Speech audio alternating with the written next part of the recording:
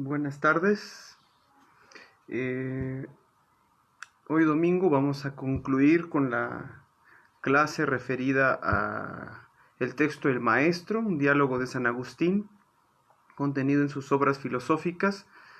Voy a hacer una breve explicación del contenido temático y sobre todo conceptual del diálogo, para luego hacer algunas conclusiones, referir algunas conclusiones de este diálogo. Voy a esperar que se vayan incluyendo los alumnos porque esta plática pues está destinada, perdón, a los alumnos del Instituto de Estudios Superiores Tomás de Aquino. Sin embargo, está abierta a todas las personas, ¿no? Bueno, ya llevamos más o menos 5 y siempre con 5 es el quórum mínimo para empezar. Muy bien, vamos a iniciar con este tema. Es un tema no muy complejo en términos muy amplios, pero sí es un tema bastante necesario de entender para poder captar algunos de los elementos que San Agustín nos va a referir. En este material en específico va a tomar o a tocar temas San Agustín específicamente que están referidos al lenguaje, al signo, a la palabra, al nombre, etc. Y que van a tener por lo menos dos vías para poder interpretar este material. Uno, que tiene que ver con una propuesta epistemológica propiamente de cómo nosotros construimos el conocimiento de las cosas, o no concretamente construimos, sino cómo vamos a tener contacto con el conocimiento de las cosas, por un lado, y por otro, una especie de teoría o prototeoría del signo. Bastante bien explicado y bastante extenso, ¿no? Y con una metodología muy bien determinada, ¿no? San Agustín nos presenta su especie de teoría del signo, ¿no? Del mismo modo, esto nos va a llevar a una orientación epistemológica. ¿Por qué? Porque al tratar San Agustín al lenguaje con una finalidad de enseñanza, entonces nosotros también tenemos que acercarnos desde esa perspectiva. La hermenéutica, ¿cómo se va a relacionar en ese sentido? ¿Para qué nos va a servir la hermenéutica? Y de alguna forma la hermenéutica, que va a ser una interpretación de las palabras, nos va a servir precisamente para enseñar. Aquí lo que cabría preguntarse en lo que tiene que ver con la propuesta de San Agustín es qué se enseña. El lenguaje, cuya finalidad es enseñar y recordar, nos va a decir San Agustín, va a tener un contenido temático, y esta pregunta, el qué se enseña, es la que vamos a tratar de responder al final.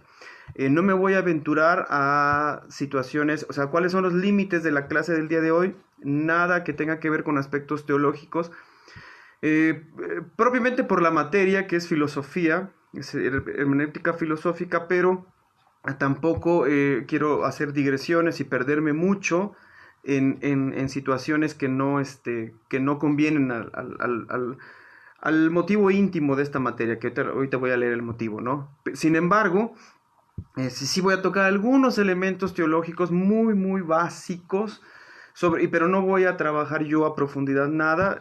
Yo me baso, lo dije en la clase pasada de San Agustín, en Joseph Ratzinger, Karl Rahner y Romano Guarini, ¿no? Para las explicaciones que voy a hacer, básicamente sobre el mundo interior, tal vez el lenguaje con Dios, digamos, el hablar con Dios de manera interior. No van a ser ideas mías, sino explicaciones de estos tres grandes teólogos con los cuales yo me voy a basar para poder interpretar a San Agustín, ¿no? Porque no quiero meterme en honduras que no me corresponden, ¿no? Del mismo modo, quiero indicar algunas directrices que con las que vamos a concluir la materia el día de hoy. Una es ubicar el contexto del diálogo, o sea, quién es el maestro. O sea, el diálogo se intitula El Maestro, y de alguna forma al final también nos va a decir quiénes pueden ser no nombrados maestros, pero por lo menos cercanos a esa perspectiva, y de alguna forma serían ellos los posibilitados a manifestar una interpretación, ¿no? Esta interpretación tiene que ver con una forma de entender la interpretación en una época que está mediada entre, se cierra la gran época romana e inicia, por así decirlo, la Edad Media.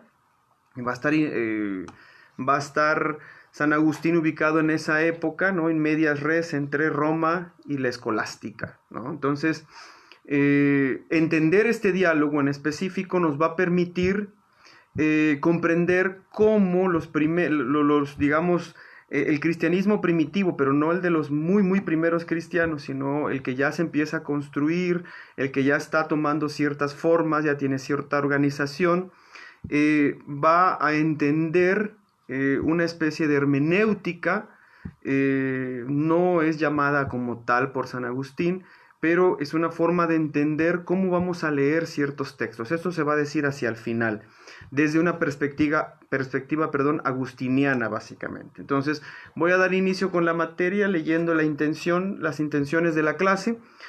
El motivo íntimo de la clase de hoy es comentar los aspectos de carácter epistemológicos y hermenéuticos de la época final de Roma y el principio de una visión escolástica, ¿no? Lo acabo de decir, elementos epistemológicos sobre cómo podemos tener conocimiento de las cosas, no construido, lo decía al principio, lo dije de forma errática, perdón, como error, más bien cómo podemos tener el mensaje de las cosas por medio del conocimiento, ¿no?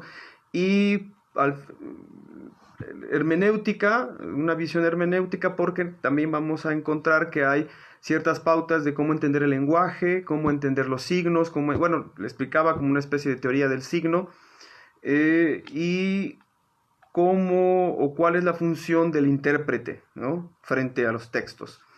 Este es el motivo íntimo de la materia. Antes de iniciar, me gustaría leerles, como todas las clases, no voy a leer esta vez propiamente, pero sí voy a hacer unos comentarios basados que nos van a ayudar de alguna forma a entender lo que para San Agustín sería el mundo interior, pero que también nos va a ayudar a entender un poco esta temporada de Cuaresma, iba a decir, no de Cuaresma, sino de resguardo debido a la contingencia que estamos viviendo. Romano Guardini, teólogo italiano avecindado en Alemania en el siglo XX, principios del siglo XX, mediados del siglo XX, y el último vivió hasta el tercer cuarto del siglo XX. Romano Guardini va a ser uno de los teólogos más importantes del siglo XX y va a escribir un libro que se llama Introducción a la vida de oración, y en un fragmento de ese libro que va a hablar precisamente del resguardo, del recogimiento hacia nosotros mismos, del abstenerse hacia lo múltiple y voraginoso, perdón por la expresión, del mundo, Romano Guardini nos va a decir en este libro que que resguardarnos conlleva por lo menos 4 aspectos de nuestra existencia que son importantes de tomar en cuenta, ¿no? El primero de ellos es que resguardarnos, tener este tiempo de introspección, nos permite asentarnos y sosegarnos, ¿no?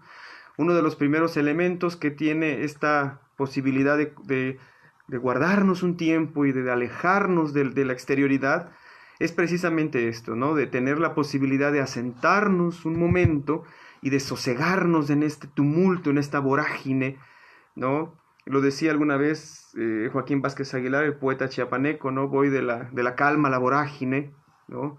De la ciudad a su pueblo, iba y venía, ¿no? Pues bueno, este asentarnos ya, poner los pies firmemente interiores, ¿no? En nuestra vida, y sosegarnos, calmarnos, ¿no?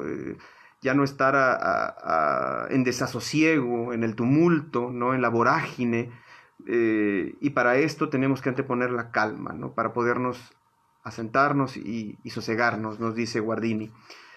También la otra posibilidad que tenemos cuando nos resguardamos es que nosotros podemos hacernos presentes. Por un lado, ante nosotros mismos, si no somos creyentes, hacernos presentes, tomar conciencia de que existimos realmente y de que no somos como autómatas caminando en la multiplicidad del mundo, ¿no? Hacernos presentes ante nuestro propio rostro y decir, bueno, aquí estoy, ¿no? Pero también, Guardini lo toma más hacia allá, completamente hacia allá, hacia el hombre creyente que pues va a hacerse presente ante Dios, ¿no? Hacerse presente hacia Dios para que también el hombre pueda hacerse y referirse a sí mismo también, ¿no? Como hacerse una cita consigo mismo, ¿no? Presentarse ante ese silencio de Dios que se va a manifestar en el resguardo y también ante la nostalgia por el infinito, como dice Karl Rahner. Un tercer elemento que es alcanzar la unidad interior, ¿no? La unidad interior que nos permite el resguardo es que de pronto estamos nosotros como fragmentados interiormente. Tenemos un desorden interior profundo, marcado por la burocracia, por una ontología mediática, por una ontología que está atravesada por miles de estructuras burocráticas, institucionales, laborales, etc. Guardini lo maneja mucho hacia el hombre moderno, ¿no? Pensemos que este hombre moderno, esta mujer modernos están desordenados interiormente. Entonces, el resguardo nos permite también una unidad interior, ¿no? Volver a tener esta unidad interior que nos permite generar una jerarquía, o sea, de qué me debo apartar, ¿no? De esta multiplicidad, de esta vorágine del mundo. Y finalmente, y esto es muy importante y tiene que ver mucho, y lo vamos a ver con San Agustín al final de la clase, es despertarse interiormente, ¿no? El resguardo nos permite alcanzar una profundidad espiritual, una paz interior que nos lleva a despertar interiormente, precisamente, proyectarnos hacia nosotros mismos y crear una vida interna capaz de enfrentarse precisamente al mundo exterior, pero despiertos, sabiendo que nosotros mismos estamos ahí, ¿no?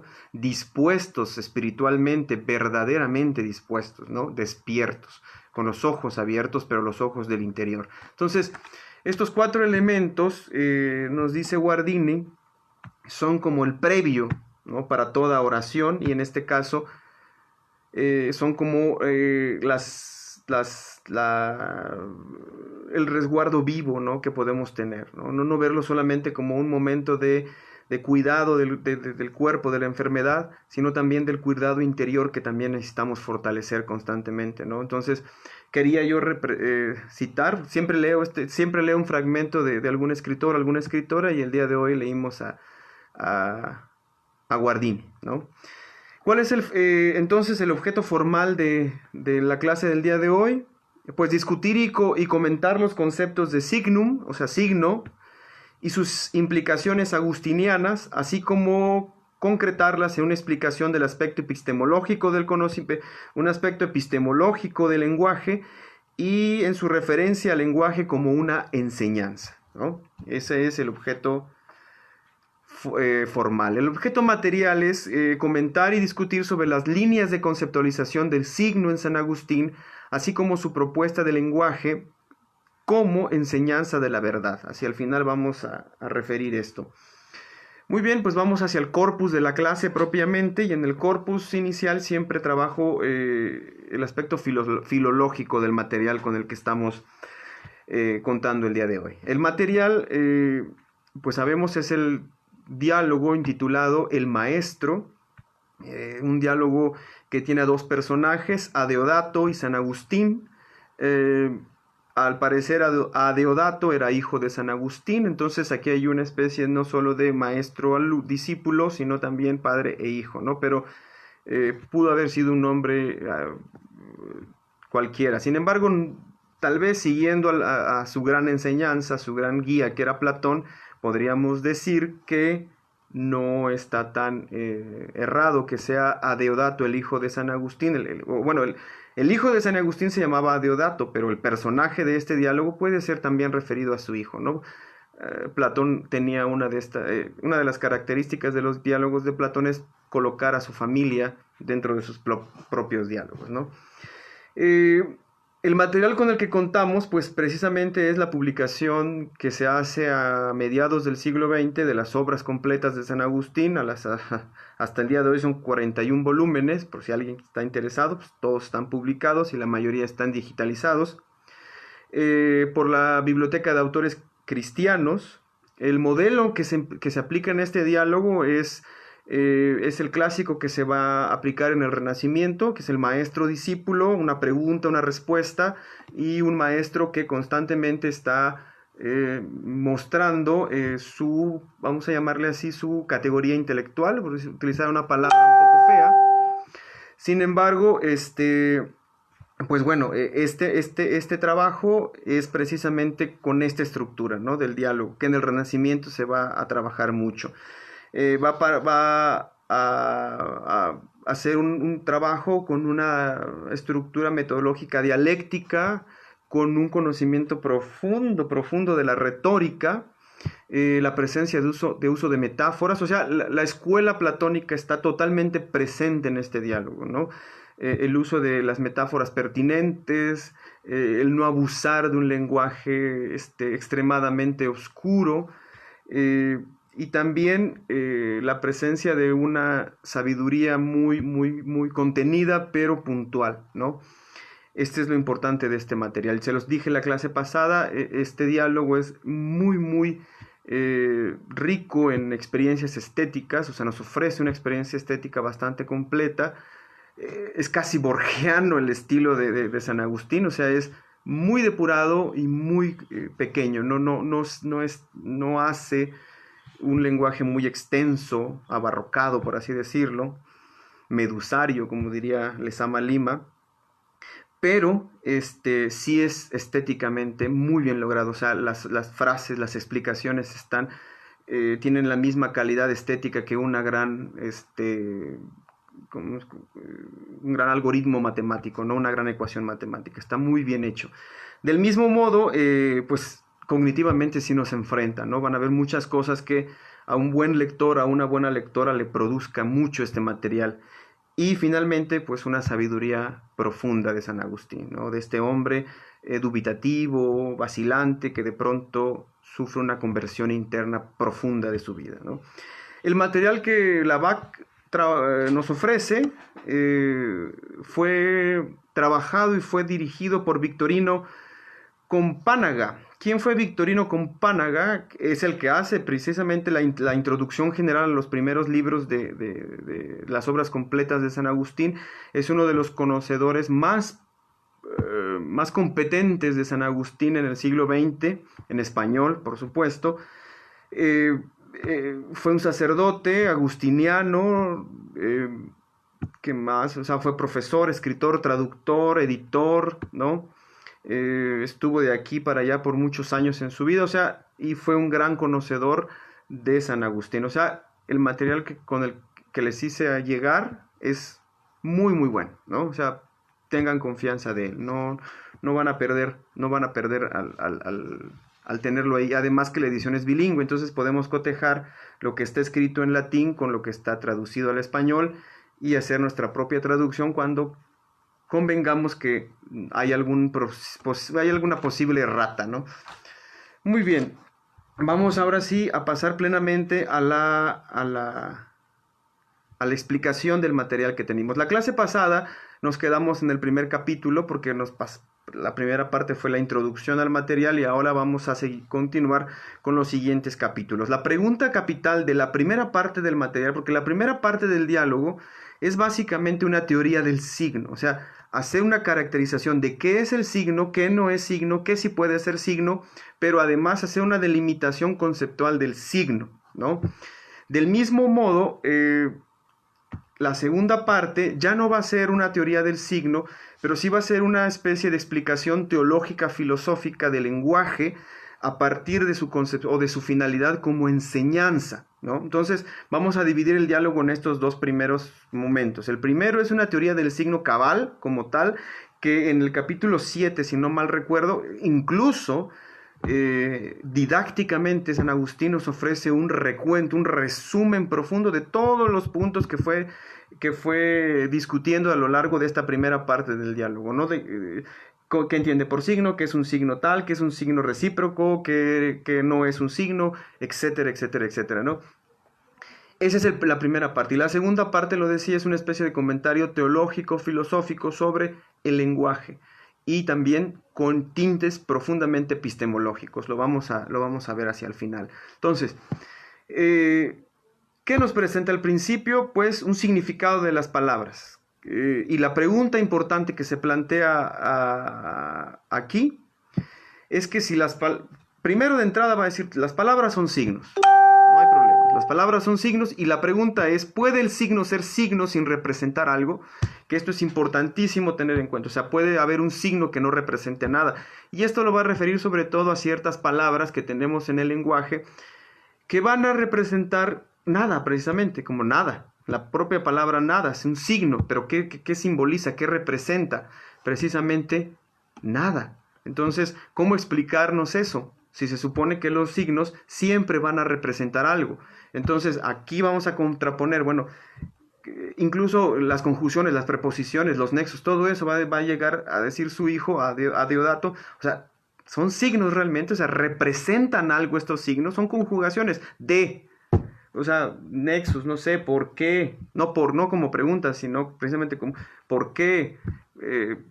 Para, con, contra, o sea, todas estas palabras son signos, sí, pero representan algo, va a decir, va a preguntar a Deodato, o sea, ¿cómo podemos nombrarlas, no?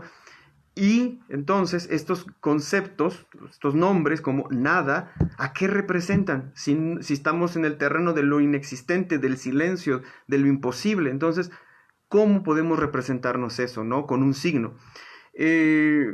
Antes de entrar a la discusión que va a entablar San Agustín, que es bastante interesante y profunda, cabría hacer la delimitación que para San Agustín la palabra con la que trabaja signo es signum, que es obviamente latín, y en latín y tomado bueno, tengo mis diccionarios de latín, pero el día de hoy quise trabajar con el del profesor Agustín Blanques, no lo había trabajado, que se publicó en 1950 por Ramón Sopena, y tiene la definición de signum en la página 464, si quieren llegar a ese diccionario, pues lo noto, lo digo nada más solo como un detalle de agradecimiento, pues precisamente me lo regaló el buen Fabián Rivera, el librero y poeta chiapaneco, y quise usarlo para esta clase, ¿no? Entonces, signum va a referir en latín a ciertos elementos, ciertas palabras como marca, prueba, presagio, muestra, nota, seña, síntoma, imagen, figura, retrato, simulacro, etcétera, ¿no? Todas estas palabras hacen referencia a signum en latín. Entonces, para que vayamos entendiendo cómo conciben la palabra signo. En una primera acepción es casi palabra, es lo mismo que signo, o sea, nada más que San Agustín va a ensanchar el concepto, incluso aquello que es, no sé, un gesto, ¿no? Va a ampliar completamente la noción de signo, que esto es importante porque lo podemos referir también al arte, un movimiento, por ejemplo, un trazo corporal, una expresión gestual propiamente, ¿no? También va a ser un signo y va a tener una carga que representa algo, ¿no? Aquí no nada más es como comunicar algo, sino representar algo, representar la cosa y por medio de este signo, ¿no? Entonces, San Agustín lo va a ir ampliando y va a tener ejemplos hermosos sobre esto precisamente, pero vamos a referir un poco más ampliamente qué se puede entender como signo. Entonces, tendríamos de entrada la propuesta de Peirce, Charles Sanders Peirce, por ejemplo, que va a entender al signo como una tríada, ¿no? La famosa tríada del signo, el representamen, el representante, el intérprete, etcétera, ¿no? Pero más que nada para esta materia nos interesa su concepción del signo a partir de tres elementos, ¿no? El índice, el símbolo y el ícono. Entendemos al índice como un signo natural, ¿no? El clásico ejemplo, ¿no? La huella en el lodo de un animal. Vemos la huella y pues es un perro, es un gato, etcétera, ¿no? El símbolo, pues es algo artificial, es la construcción meramente artificial, cultural que se hace para representar algo. Y el icono, en todo caso, sería una especie de análogo, como lo llama Mauricio Beuchot. El icono sería una situación, un signo entre lo natural y lo simbólico. En este caso, teológicamente hablando, cabría la posibilidad de ubicar al icono como este análogo que se va a ver, por ejemplo, en la liturgia. En la liturgia, cuando hacemos todo el proceso litúrgico, sabemos que es una construcción cultural humana, pero cuando por así decirlo, para los creyentes y los no creyentes, la explicación es pertinente, se hace presente, ¿no? la expresión divina, entonces ya no es un símbolo, ¿no? Ya es un índice. Entonces, esa sería una de las explicaciones y lo vamos a ver después en San Agustín. Esto está en la semiótica. La semiótica sería lo mismo que la semiología. Estas son cuestiones de gremios, ¿no?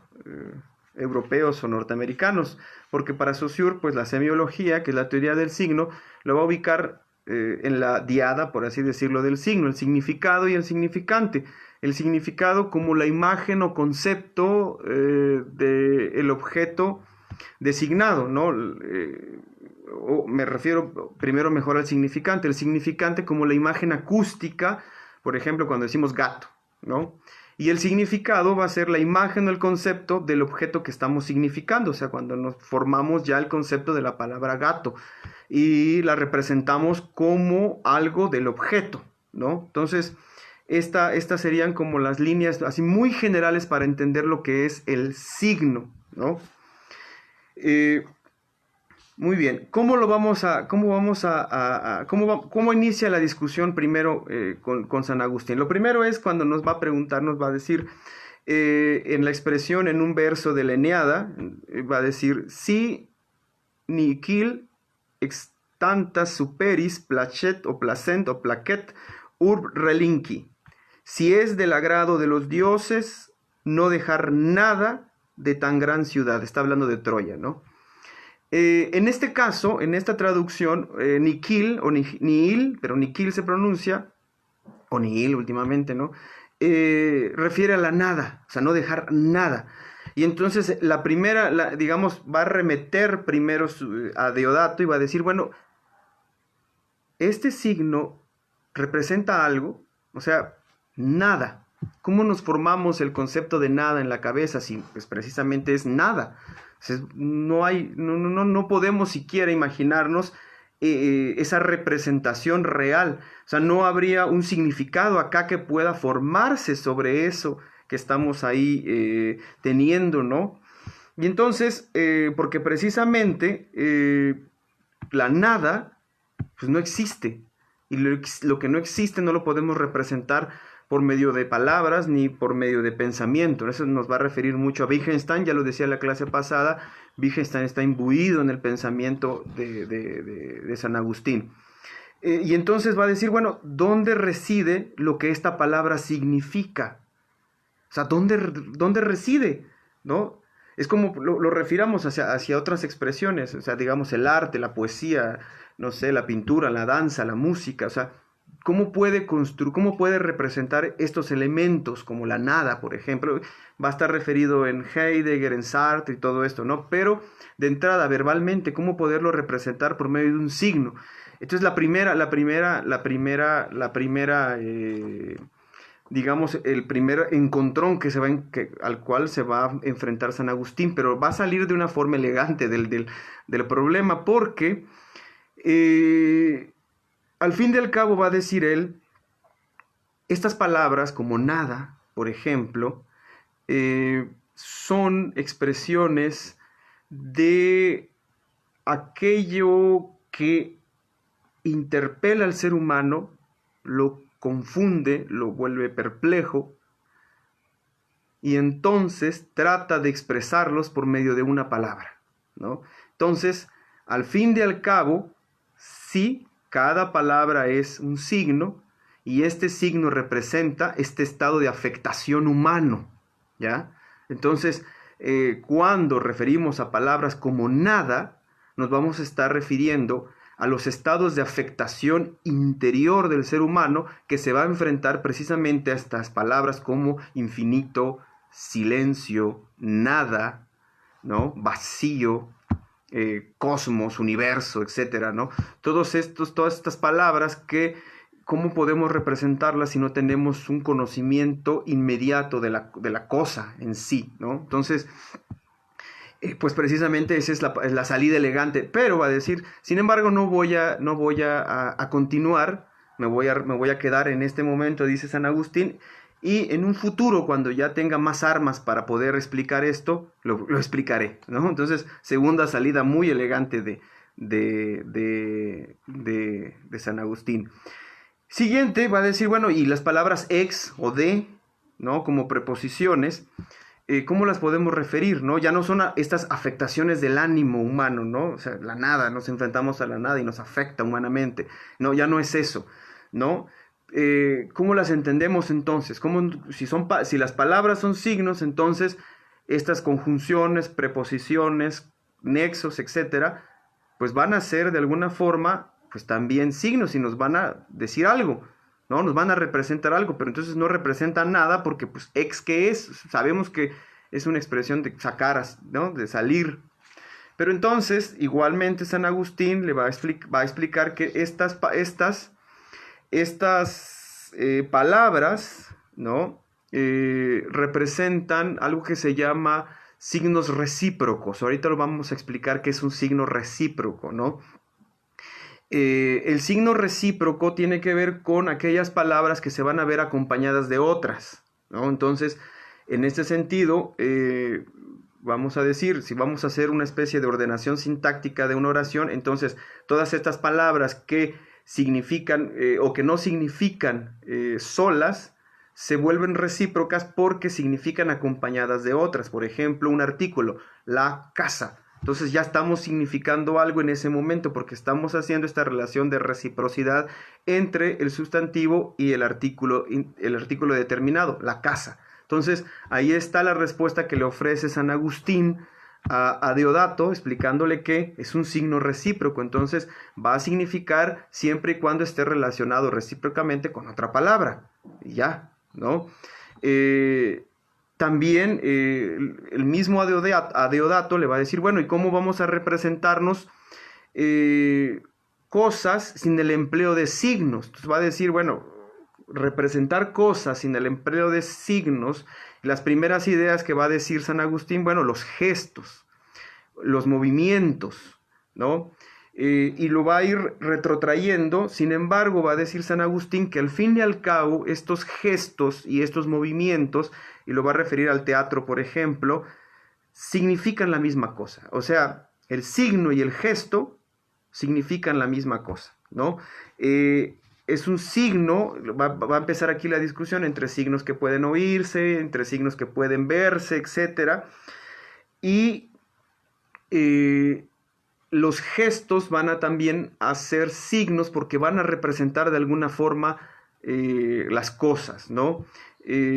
Sobre todo, pone los ejemplos de los histriones, ¿no? Y van a decir, bueno, los actores van a representar la realidad por medio de gestos, los danzantes van a representar la realidad por medio de movimientos, y entonces el signo va a estar presente y va a concluir, nada encuentro que pueda enseñarse sin signos, ¿no? De entrada. Esto va a ser importante porque va a ampliar el concepto de signo, que originalmente solo estaba referido a palabra, ¿no?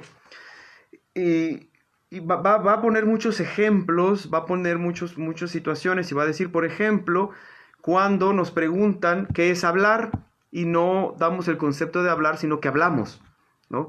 Entonces ya estamos enseñando qué es hablar con el propio acto de hablar, ¿no? ¿Qué es? Cuando te preguntan, oye, ¿qué es montar bicicleta? Y en lugar de decir, ¿qué es montar bicicleta? Explicarlo verbalmente, agarro mi bicicleta y me voy a dar unas vueltas para que me vea la persona, ¿no? Ahí hay un gesto, hay un movimiento, hay una explicación corporal que representa y que enseña a la par, ¿no? Entonces está tratando de que estas acciones, gestos, palabras, de alguna forma también van a comunicar cosas, ¿no? El ejemplo, ahí sí va a decir, el ejemplo no es un signo, lo vamos a ver después cómo lo va a explicar. Después va a decir, bueno, los signos son necesarios para mostrar otros signos. ¿Por qué? Porque los signos están relacionados con la palabra significar. O sea, las palabras, va a decir, las palabras son signos y los signos muestran a los propios signos, ¿no? Nos va a decir, por ejemplo, la letra es un signo de otro signo, la palabra. Entonces, es como una, ¿no? Como una cadena, ¿no? La letra escrita, es un signo, pero representan a otro signo que es la palabra hablada, ¿no? Va a poner el ejemplo de río, ¿no? Cuando está el río en sí mismo, que ya es un signo también, si nos hacemos a la triada, a la definición de Peirce, nos va a referir, bueno, el río ya es un signo en sí porque ya me está representando y me está comunicando algo, pero a la par cuando yo nombro a ese río ya es otro signo que está ahí presente, y cuando yo escribo la palabra río ya tengo otro signo que está representando, y entonces los signos también representan signos de alguna manera, va a decir San Agustín, ¿no? Y van a empezar acá una gran discusión retórica, sobre todo retórica, gramatical, sobre el uso precisamente de las letras, las palabras y las estructuras, que esto, si quieren, lo vamos a discutir muy profundamente ya en presencia, ¿no? Porque ya rebasaría los límites de esta clase, ¿no?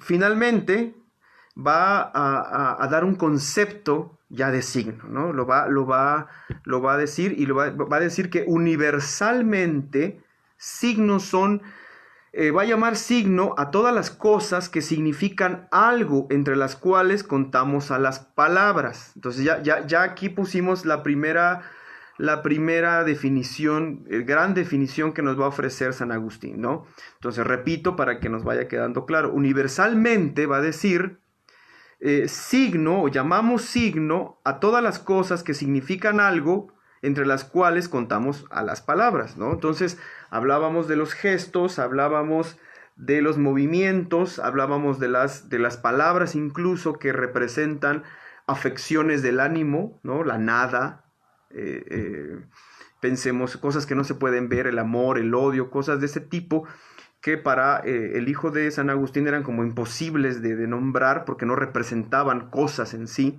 sino cosas intangibles, pero representan afecciones del ánimo y de alguna manera son signos también, ¿no? Entonces, esta es la gran definición que nos va a ofrecer San Agustín, y va a construir una explicación lógica que dice que toda palabra es signo, mas no todo signo es palabra, ¿no? Con esto lo va a concluir, ¿no? O sea, entendamos que todas las palabras son signos, incluidos los signos recíprocos de los que estábamos hablando y de los signos que involucran afecciones del ánimo, ¿no? Pero no todo signo, ni todo signo va a ser palabra, ¿no? No se va a reducir solamente a eso, ¿no? Las preposiciones, las conjunciones, los nexos, de alguna forma son signos recíprocos que apoyan el desarrollo de la significación, y entonces son signos también. Eso es lo que nos va a decir San Agustín.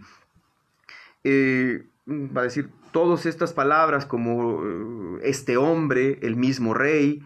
Estas son citas de San Agustín. La misma, este con tilde, bueno, cuando llevaba tilde, ahora el diccionario panhispánico de dudas ya nos la está eliminando. Aquella, con tilde también va a referir a signos, ¿no? Incluso va a poner como ejemplo a Cicerón, ¿no? Que en su libro Berrimas va a utilizar la palabra coram como nombre, o sea, como sustantivo, por decirlo así, y significa en español delante de.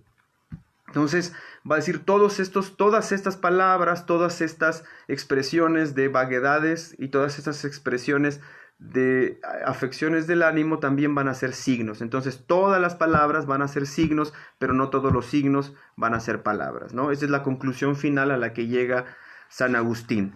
Y precisamente aquí se cierra la primera parte de este diálogo, el maestro, y casi, ¿no? San Agustín le impone a su hijo que haga un resumen, y esto se va a dar en el capítulo 7. Específicamente para mis alumnos, si quieren leer el capítulo 7, hacen un resumen detallado de todo lo que se dijo en la primera parte, y van a encontrar todo lo que yo dije ahorita, lo van a encontrar ahí sintetizado, y nos va a decir, nos va a recordar de qué se trata, ¿no? La finalidad de hablar. ¿Por qué hablar? Nos va a decir, pues precisamente porque es para enseñar y recordar. Y esto de enseñar lo vamos a tomar hacia el final. Del mismo modo, hay que aprender a querer decir, ¿no? A querer decir, pero también a querer oír, ¿no? Las palabras tienen la intención, nos va a decir, de despertar el recuerdo, ¿no?, que tenemos nosotros. Va a decir, las palabras son signos, nada más el resumen de lo que se dijo. La afección de la mente cuando se halla ante lo que no existe también va a ser un signo, o sea, estas palabras textuales lo que dice San Agustín, ¿no? La afección de la mente cuando se halla ante lo que no existe, también lo representa por medio de un signo. Entonces, esto es importantísimo cuando nos vamos a enfrentar, por ejemplo, a esa nostalgia del infinito de la que nos habla Karl Rahner, o el rostro de Dios, como nos dice Romano Guardini, ¿no? O la presencia de lo invisible, como nos dice Joseph Ratzinger, ¿no? O sea, en esos momentos, precisamente, nombramos, porque la afección de nuestra mente va a producir precisamente estas palabras. O lo que no existe, no solamente en términos de no existencia, sino de la imposibilidad de que se manifieste ante nosotros, o del propio silencio que estas manifestaciones nos van a los cuales nos van a enfrentar, ¿no? Finalmente también va a decir que los gestos son sonidos, ¿no? Pone también el ejemplo de los sordos, cómo los sordos pueden construir signos sin necesidad de palabras, ¿no? Va a decir también que los signos se pueden dar por medio de otras características, como los movimientos, como los señalamientos, etc. Va a hablar, repito, de los signos recíprocos, que son estas palabras, conjunciones, preposiciones, etc., que van a acompañar a otras y se van a coordinar para dar significado, ¿no? Entonces, aquí se cierra esta teoría del signo que nos ofrece San Agustín, que amplía el concepto de signum, lo lleva hacia otros territorios, y pues es como el preámbulo, el prolegómeno para su visión epistemológica, teológica y filosófica del lenguaje, ¿no? Aquí va a estar profundamente arraigada una visión radical del lenguaje, y sobre todo muy referida a Cristo, ¿no? La primera gran pregunta que se va a hacer San Agustín nos va a hacer también, es decir, si preferimos las cosas, o el conocimiento de las cosas, o los signos que las cosas representan, ¿ya? Esto es importante tenerlo en claro. O sea, ¿qué preferimos? Las cosas en sí, el conocimiento que podamos tener de las cosas, o los signos que representan estas cosas, ¿no? Esto es importante porque de alguna forma todos los seres humanos estamos envueltos en estos tres momentos, ¿no? Pensemos en los artistas como bueno, la mayoría de los artistas, tanto bueno, pareciera que esto va muy dirigido a los escritores, pero en realidad es a todos, porque si nos ceñimos a la definición de signo que tiene San Agustín, entonces vamos a entender que los gestos, los movimientos, todas estas expresiones son también signos. Entonces, ¿qué preferimos? Nos va a poner este signo, este movimiento, este gran giro, esta gran expresión verbal que puede nombrar aquello, ¿no? Por ejemplo, pensemos en Paul Claudel, en Hölderlin, no sé, en una serie de escritores que pueden nombrar aquello, ¿no? Que nos impresiona, pero nos interesa eso, o sea, nos interesan esas palabras, por hermosas que sean, o el conocimiento que podemos tener de esas cosas, ¿no? Lo que está más allá digamos, del signo, por así decirlo, o las cosas en sí, ¿no? Va a poner un ejemplo que me parece perturbador en el sentido de que casi pues, todo mundo va a irse hacia eso, ¿no? Porque su hijo le va a decir, bueno, ¿tú preferirías el vicio, o sea, vivir en el vicio,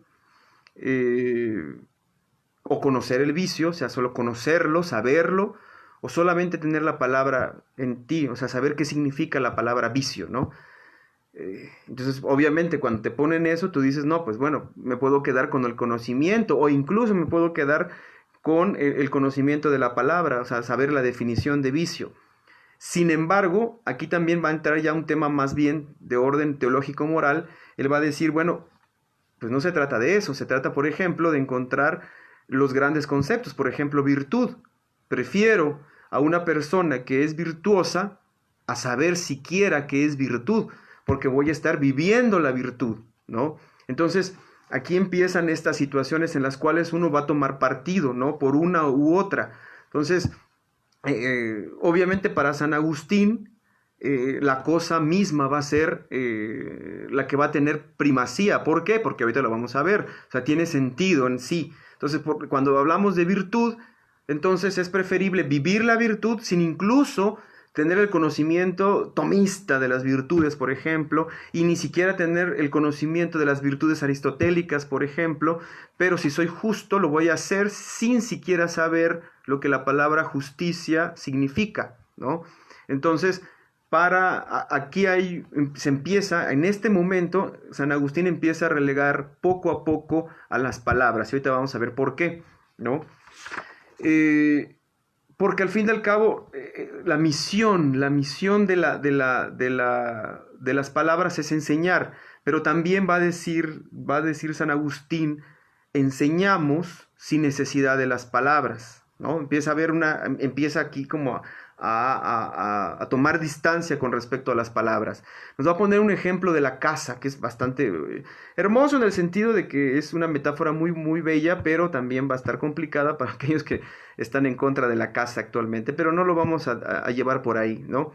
Va a poner el ejemplo de un joven que está a la orilla del camino y está pensando en cómo se debe casar, está con sus herramientas ahí, ¿no? Sus elementos para cazar, y sin embargo pues está como no sabe, de repente viene una persona que es un cazador y pues mira a una presa y en ese momento saca su trampa, suelta al halcón que va a ir tras esa presa, el halcón logra atrapar la presa, etcétera, etcétera, y entonces atrapa la presa, la guarda y se va, ¿no?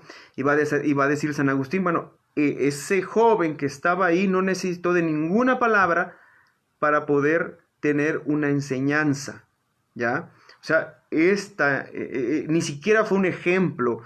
Por eso decía yo al principio que no necesariamente los ejemplos van a ser signos.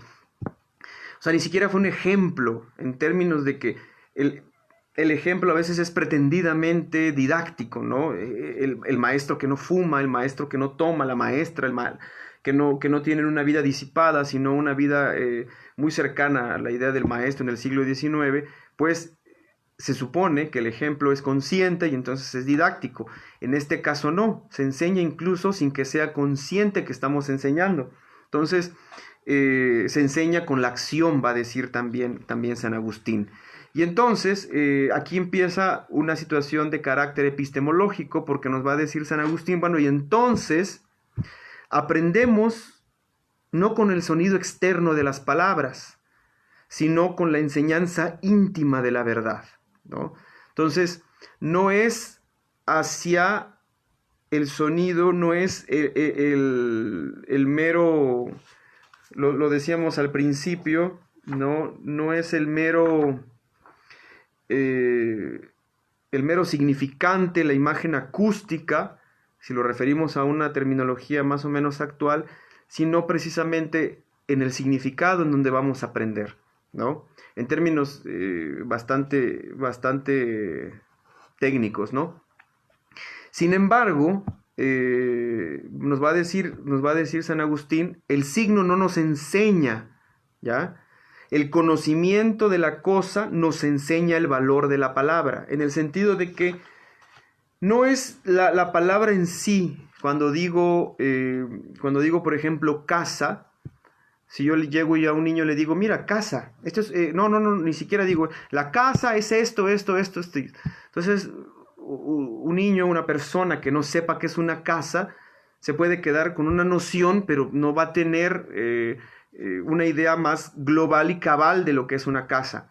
Pero cuando le mostramos qué es una casa, o sea, le mostramos la casa, perdón, precisamente ahí es donde va a adquirir el conocimiento de la casa, ¿ya? Entonces, no son los sonidos, el signo en sí mismo, el signo externo, el que nos va a enseñar, sino el conocimiento íntimo de la cosa que vamos a ver. Es lo que nos va a decir San Agustín. Aquí estamos en un terreno de lo epistemológico propiamente, ¿no? Y entonces nos va a llevar, y voy a citar textualmente lo que dice San Agustín porque me parece importante, a entenderlo de esta manera, ¿no? Comprendemos la multitud de las cosas que penetran en nuestra inteligencia, no consultando la voz exterior que nos habla, que no habla, sino consultando interiormente la verdad que reina en el espíritu. Las palabras tal vez nos muevan a consultar, ¿no? Esto va a ser importante porque lo que va a decir después San Agustín es que las palabras, estos signos, nos incitan a aprender, ¿ya? O sea, nos mueven a aprender, pero básicamente es la verdad que reina en el espíritu la que nos va a indicar, nos va a construir. Y esto lo va a decir también, espero profundamente encontrar el fragmento, porque muchas veces nos confundimos entre una y otra expresión cuando hablamos de espíritu.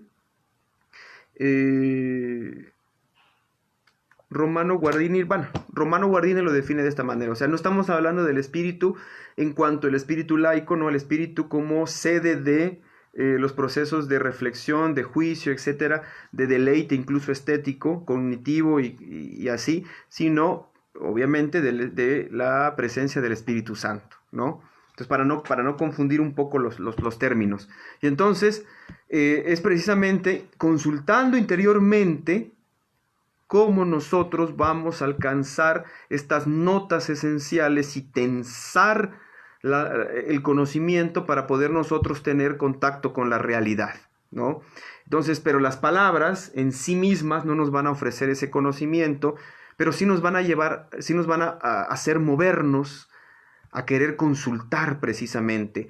Y en última instancia, porque dice San Agustín, Cristo habita en el hombre, y entonces las virtudes, la verdad precisamente va a estar en Dios, la eterna sabiduría nos va a decir, y entonces vamos a consultar las cosas interiores para saber esta verdad, ¿no?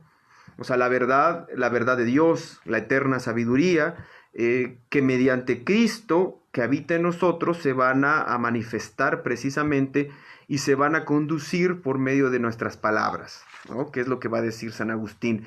Va a decir, Cristo es la verdad que nos enseña interiormente, ¿ya? Para juzgar el mundo consultamos las cosas intelectuales por medio de la razón de la verdad interior. Entonces, esta verdad interior, recordemos, es precisamente la verdad de Dios, la sabiduría eterna. Entonces, consultamos todos estos procesos a partir precisamente de las notas esenciales que nos va a ofrecer este resguardo del que mencionaba yo al principio, ¿no? Y las palabras nos van a posibilitar precisamente, o vamos a captar, o vamos a percibir el mundo a partir precisamente de los sentidos, pero se van a construir en la mente. Esto es muy aristotélico, para que nosotros podamos realmente alcanzar una verdad interior, ¿ya?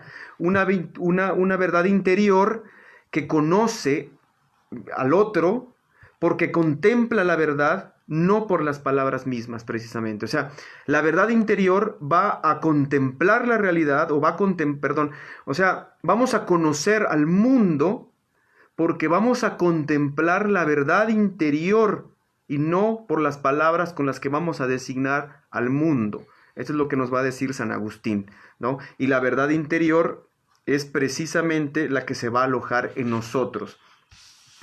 Y de esta forma, va a decir San Agustín, la palabra no puede mostrar lo que tomamos en el espíritu. Recordemos, para no confundir, no estoy hablando del espíritu en cuanto a ese espacio en el cual se van a mover nuestras reflexiones, nuestros juicios, nuestras apreciaciones cognitivas, sabias, epistemológicas, etcétera, sino precisamente la manifestación de un espíritu de lo absoluto, el Espíritu Santo, ¿no?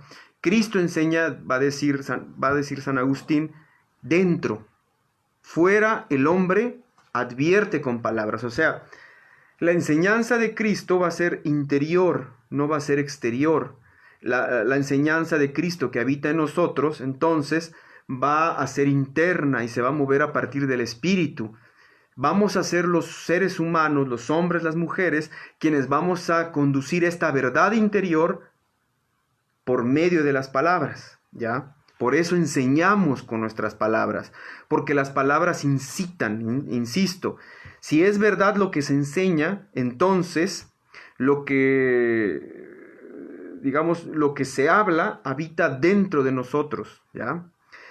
Cuanto más, y bueno, en este caso ya está referido a una cierta finalidad, cuanto más se estudie entonces, más se va a amar esta verdad que es transmitida por medio de nuestras palabras, pero que si no estamos en un momento falsario, en un momento de ceguera intelectual, nos va a decir San Agustín, entonces sí estamos transmitiendo esta verdad, ¿no? Esta verdad de Dios que se aloja en nosotros. Pero si nosotros falseamos, entonces no va a haber la posibilidad de que esta palabra realmente transmita la verdad. Nos va a decir finalmente, para cerrar, ¿no? Entonces no vamos a llamar maestro a nadie en esta tierra, así de severo. Nadie, porque nosotros vamos a ser los maestros como una especie de intérpretes precisamente de alguna manera, y aquí viene ya la parte hermenéutica.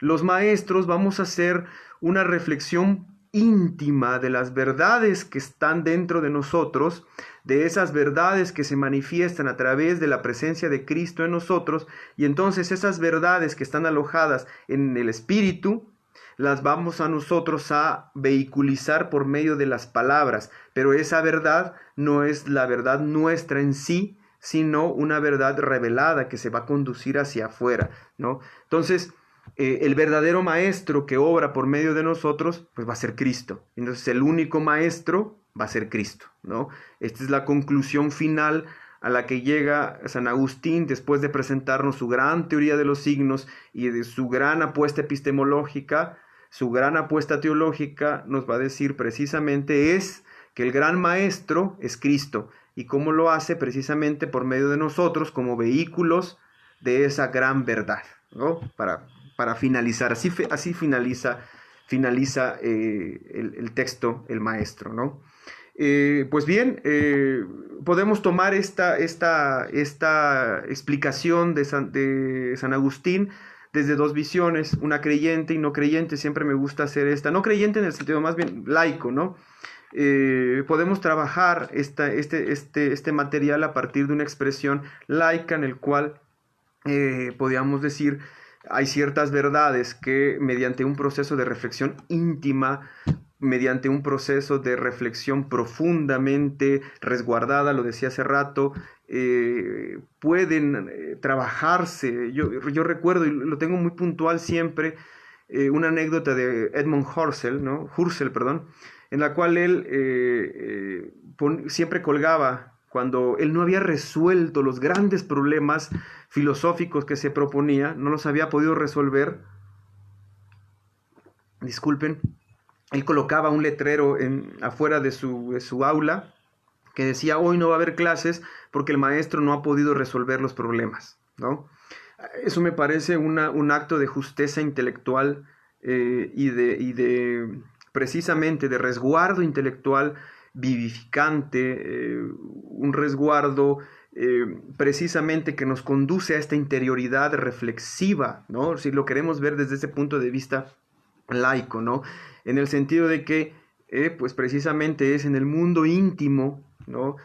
Tan ajeno a los conductistas, que es donde se van a dar estas reflexiones de una verdad, ¿no? De una posible verdad.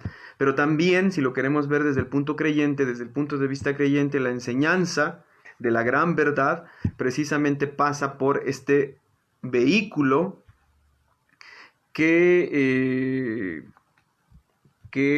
somos nosotros y que se va a expresar a partir de la presencia de Cristo en nosotros, ¿no? Bueno, muy bien, finalizo entonces, vamos a finalizar nada más, aquí hay unas preguntas que me parecen bastante pertinentes, y me dice: ¿cómo se puede actualizar el pensamiento epistemológico en cuanto a la educación de San Agustín en la actualidad? ¿Y de qué manera puede aplicarse en el contexto actual? Bueno, son preguntas bastante importantes y de una jerarquía, pues necesaria, por decirlo así. A mí me parecen prudentes y bastante pertinentes las preguntas que se me acaban de hacer. Yo contestaría la primera pregunta, que dice: ¿cómo se puede actualizar el pensamiento epistemológico de San Agustín en la actualidad? En el sentido de que si recordamos lo que dice San Agustín, no son las palabras en sí mismas las que y referidas a la educación, como dice la pregunta, si no son las palabras en sí mismas, porque a veces los maestros damos demasiado peso a las palabras, no al discurso de lo que se dice, si no son las palabras mismas precisamente las que van a posibilitar el conocimiento y el acceso a la verdad, sino precisamente esta vivencia íntima, ¿no?, de la verdad, entonces tenemos nosotros que de alguna forma empezar a tener una especie de vida interior bastante, o cómo se podrá llamar, bueno, lo voy a tomar así, ¿no? Ejercitar nuestra vida interior de alguna manera, como una especie de construcción íntima, espiritual, por así decirlo, ¿no? ¿Por qué? Porque de pronto nos abocamos mucho al externo en la parte educativa, ¿no? A toda la parte burocrática, administrativa, didáctica, ¿no? Al papeleo, etcétera, etcétera. Nos abocamos muchísimo a esos puntos que son la exterioridad de la educación. Pero casi nunca vamos a la intimidad del ser humano que se para frente a un salón, ¿no? Casi nunca vamos a ese mundo, a ese hombre íntimo que se atreve a pararse frente a un grupo de seres humanos que están en la perspectiva de desarrollar un proceso intelectivo. Entonces, creo que uno de los elementos claves para que esta perspectiva epistemológica de San Agustín pueda desarrollarse en la actualidad tiene que ver con que los maestros podamos de alguna forma tener una organización de nuestro interior que pueda dar cabida a estos procesos íntimos de reflexión profunda, y no nada más llegar a repetir conceptos y discursos que son meramente signos, como, pues, no como merolicos, porque los merolicos incluso llevan un proceso íntimo ahí, ¿no?, previo, pero como loros tal vez, ¿no?, a repetir solamente discursos, signo tras signo, ¿no?, un torrente de signos, pero sin un orden íntimo, interno, que previamente reflexionó sobre ellos, ¿no? Creo que esa es una de las posibles. Y la siguiente pregunta era ¿de qué manera aplicarse en el contexto actual?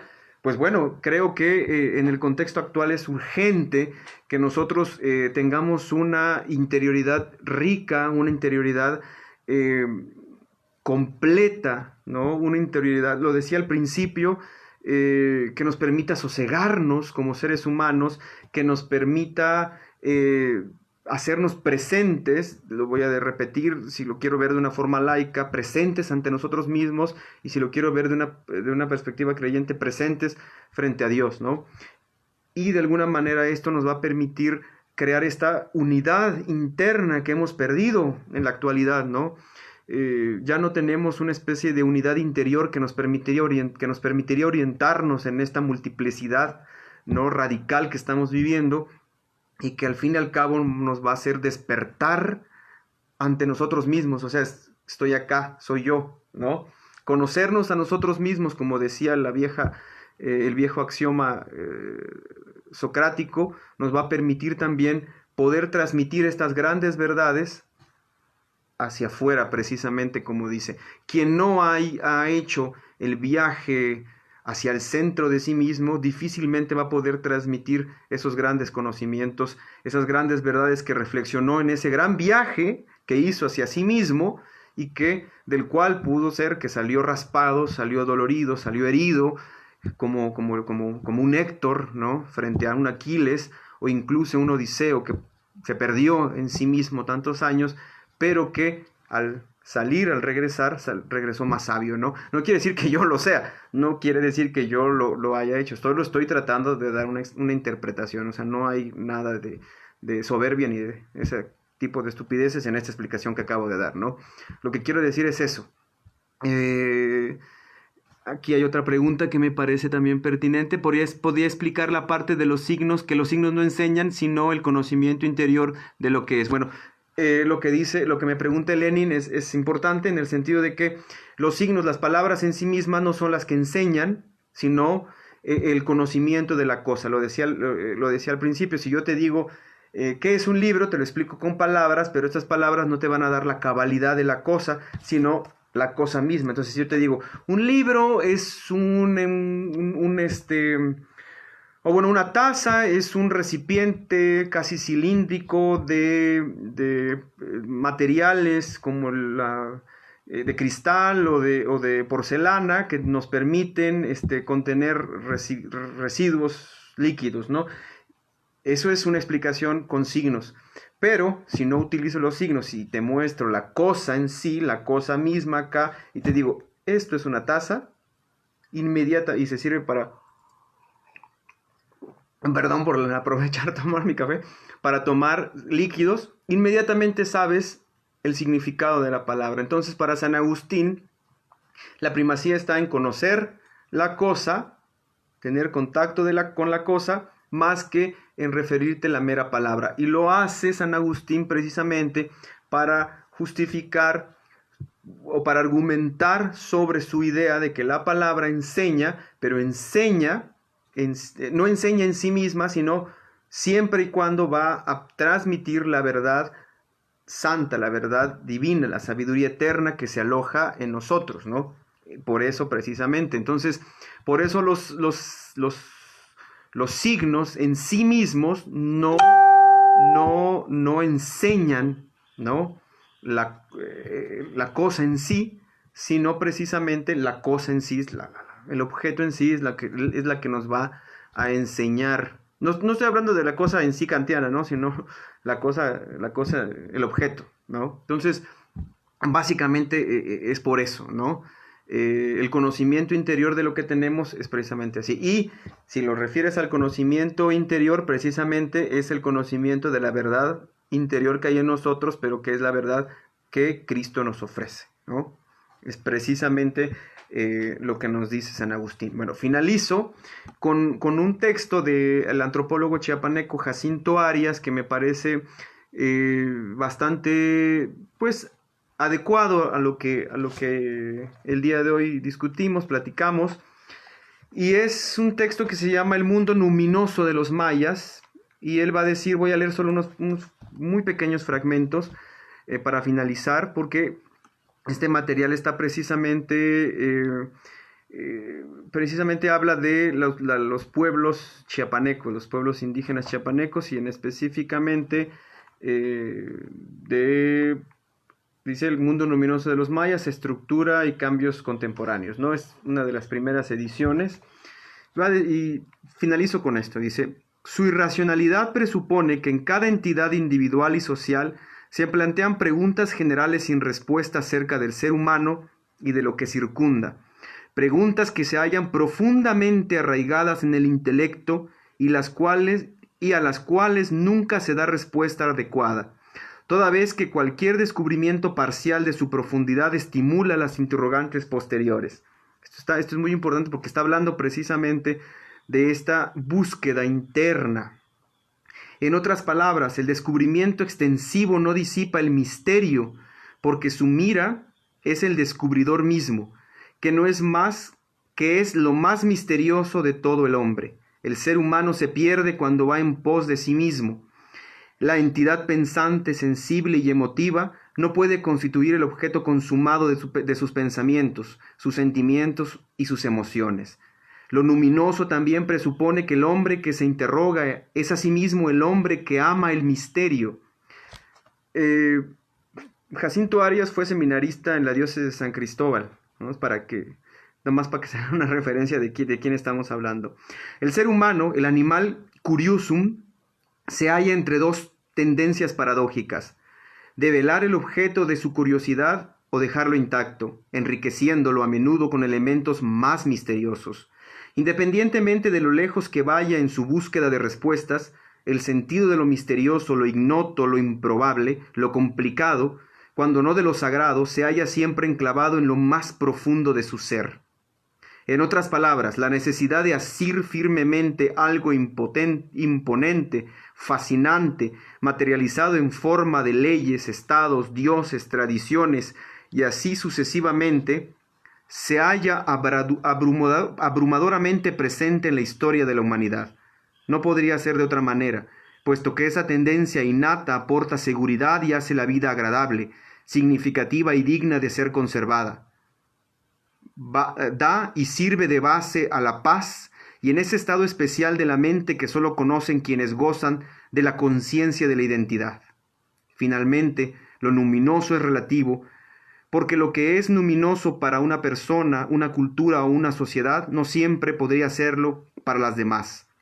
Asimismo, su irracionalidad es sumamente racional para la conciencia de quien la posee, ya que para él lo luminoso es algo indiscutible y constituye la razón última de todo.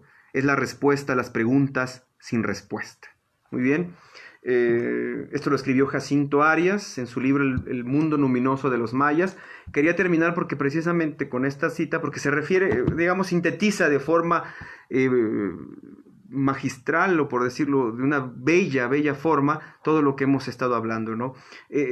Independientemente de que muchos pensemos que este ir hacia nosotros mismos ya es una batalla perdida de antemano, porque posiblemente no vamos a tener contacto con nosotros mismos cabalmente, eso no quiere decir que para nosotros no sea esa aventura quijotesca necesaria y urgente para poder de alguna manera encontrarnos a nosotros mismos, ¿no? A nosotras mismas. Creo que ahí está la clave, regresar a esta urgencia de nosotros mismos y no perder de vista eso, ¿no? Y esto es lo que creo que San Agustín nos ofrece, ¿no?